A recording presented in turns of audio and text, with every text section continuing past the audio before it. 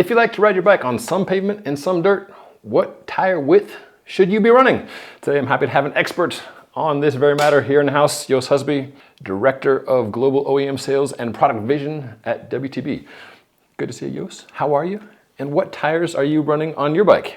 I am doing great. Thanks for having me. And I am currently running these 38 millimeter exposures that we have from WTB, and really nice 120 TPI tire, super supple and comfortable because of the volume. So really good for an all-road bike. Volume is the thing these days. Tires are getting bigger and bigger, from road tires to gravel tires to the all-road tires in between. Not so long ago, a 21 millimeter tire was standard in road. Now a 28 or 30 is standard for the Tour de France that you may be watching at home right now. Gravel, a 40 mil tire was the standard for a while, not too long ago, and now that looks almost comically small. And then halfway in between, the sweet spot for many of us is the all-road tire. I want to pick your brain about a few things. The differences, if any, in terms of construction, like the casing, the tread between an all-road tire and a gravel tire. Before we get to that, I want to set the stage a bit so folks understand your expertise. WTB works with how many brands in the world these days? We probably work with around 300 brands. Okay. Once again, we make more than just tires. We make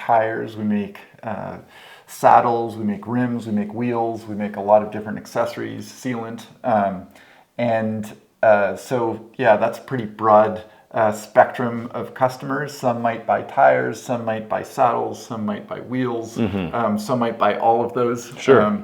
So yeah, but about 300 customers. Point is, the guy travels the world, sometimes virtually and sometimes in person, talking to all sorts of brands about what the trends are, what people are asking for, and that's why I ask you to come in, because you've got such a good holistic take on what makes a good road tire these days. Set the stage for us, if you would, about, in terms of width, where does this all-road tire sit? Like, what are the parameters in terms of millimeters? Sure. So I consider an all-road bike to fit a tire somewhere in the realm of 30 to 40 millimeters. I would say that's probably industry standard these days in terms of, if you're coming out with an all-road bike, you better fit up to 40. There are some brands obviously that fit bigger. There's some that don't fit quite as much, but I would say that's pretty standard. The bike I'm going to ride today takes a 40 millimeter tire, which not too long ago, and still in some parts, like, that's a gravel width. Right. But for me, I'm happy to have the option to go that big without worrying about clearance issues. We are going to bring you along to my favorite all-road ride here out of Boulder, up to Gold Hill. It's like 8,000 feet or something like this. It's about half pavement, half dirt. Beautiful scenery, and there happens to be delicious homemade pie, some good cookies at the top at the Gold Hill store. So just want to show you what the all-road looks like for me, because a common question I get is, what's the best tire to run? And not knowing where someone lives or how they like to ride, it's hard to answer that question. But I just want to show you guys what I think good living in the all-road space is. My neighbor Beth was just over here a couple days ago. She's shopping for a gravel bike, and she was asking me, like, what are the differences between an all-road bike and a gravel bike? Like, what should I get? And I was saying, well, you got a couple of things that are limiters. Like, if you go with a gravel bike, you've got more tire space and more cushion, slightly wider selection of types of roads you can ride. Yeah. But you don't have maybe the gearing options, the fine-tuned gearing options that you do with an all-road bike, where you can still run a 2x, but that will somewhat limit your tire clearance. What are you seeing in terms of your customers about the popularity of all-road bikes? Are they surpassing like a road race bike?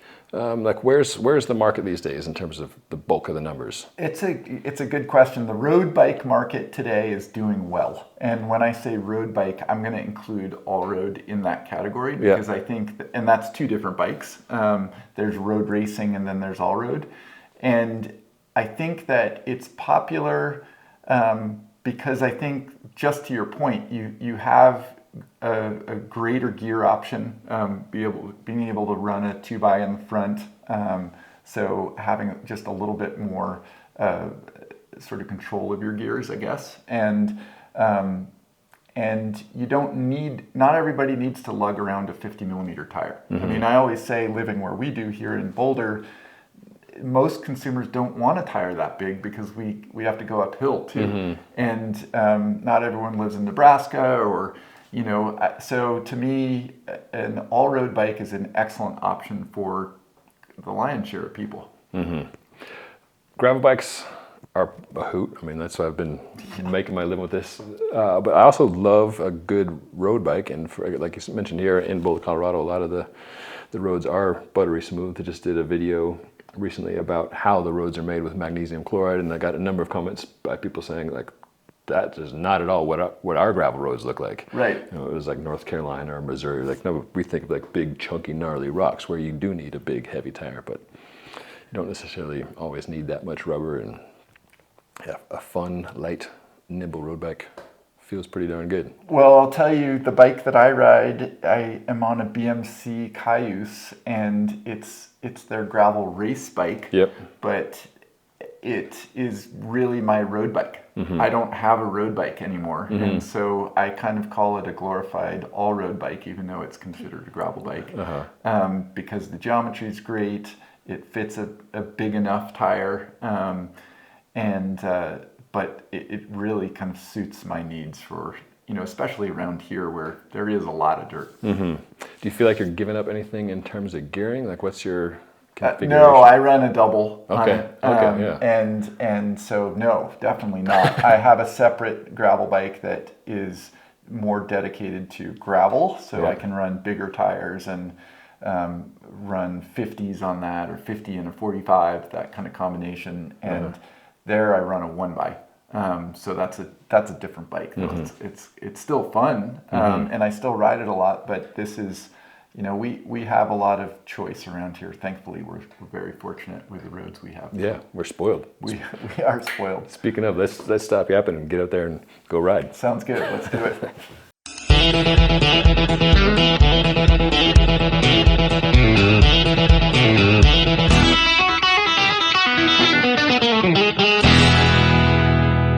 I think we jinxed it by doing a video, as you can see. It's Right. Yeah, I know. I'm drippy, and half of it's rain, half of it's sweat. For me, it's all rain. I don't sweat at all when I come up here, climb 3,000 feet. We're going to go in Gold Hill store and get some little sustenance. Let's talk about construction of the tire, all-road tire versus gravel tire. For WTB in particular, and then the bike tire industry in general, how similar and how different are these two things?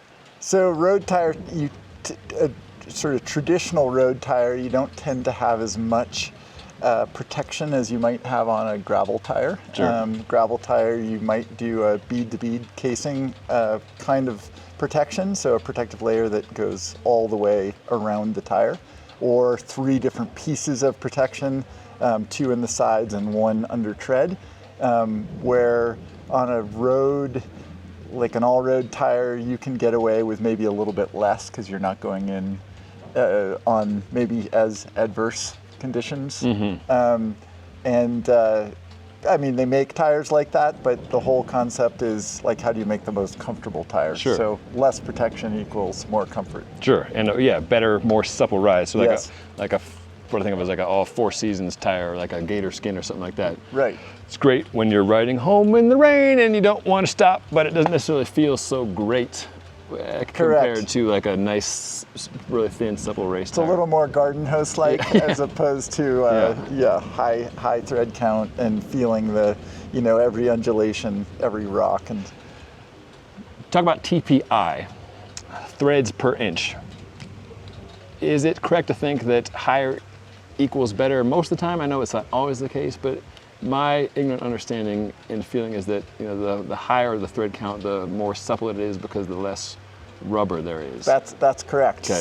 So if you think about it from the perspective that you can only put so much material in a certain amount of space, if you have 120 threads per inch, there's not as much space to put all that rubber that is also mushed in between the casing material, the nylon or cotton or whatever the material.